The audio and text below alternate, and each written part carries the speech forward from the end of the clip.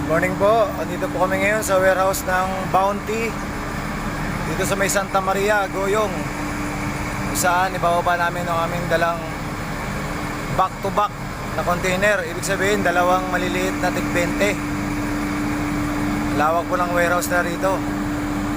Ang dala po namin feeds. Yan, ito yung factory nila. Lawak. Ito yung kanilang facility.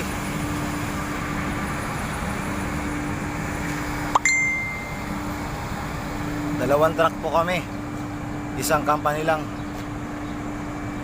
Sa hindi po nakakaalam, international po ito, galing po ibang bansa yung aming mga dinideliver. Okay po, feeds po. Dito po ginagawa yung mga pagkain sa mga hayop, mga alaga natin